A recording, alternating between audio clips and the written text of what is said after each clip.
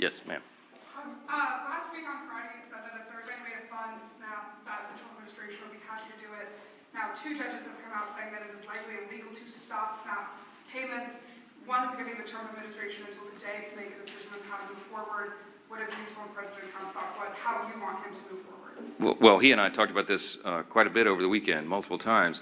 The president is desperate for SNAP benefits to flow to the American citizens who desperately rely upon it. He has bent over backwards, as you know, to get the troops paid, to keep WIC funding going. He's found creative solutions. The SNAP situation, as Secretary Rollins and I explained at the press conference on Friday, has legal impediments to that. It was understood, and we got legal advice, and it made sense to me that the contingency fund and SNAP could not be used unless the underlying funds were flowing.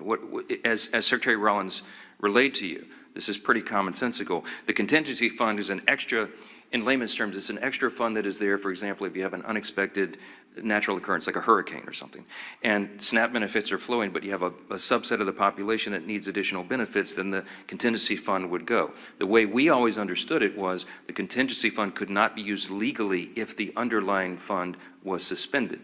And that's what's happened in the CR. The Democrats voted to stop SNAP payments. So you have 2 courts, 2 liberal courts, Obama judges, as I understand it, who said, no, that's not right, get them paid. Well, it's more complicated than that, because as you know, it costs over $9 billion to fund SNAP for a month, and we only have, I think it's $5.2 billion in the contingency fund.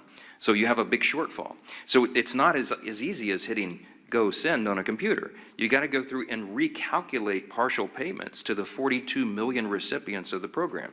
That puts a huge burden on states and on the feds to try to figure that out in short order. So what the president said logically was, okay, Your Honor, if you're saying we can do it, I'll go for that, because I want SNAP to go to the people. It's the Democrats that stopped it, not us. So tell me how to do it.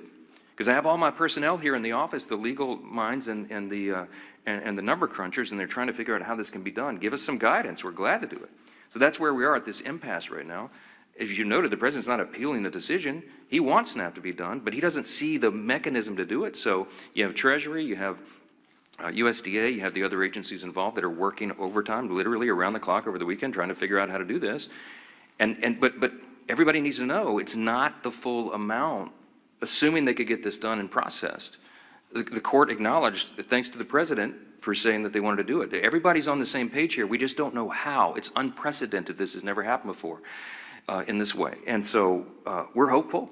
But I would just say this, looping us back to how we began, the easiest way to get full SNAP payments to everybody who's eligible is for the Democrats to come in here and vote to reopen the government on a clean, nonpartisan CR. It's a game that's being played and real people are being hurt, and the administration gets all sorts of accolades and appreciation from us for bending over backwards trying to make sure people are not feeling the pain and that the harm is mitigated as much as possible.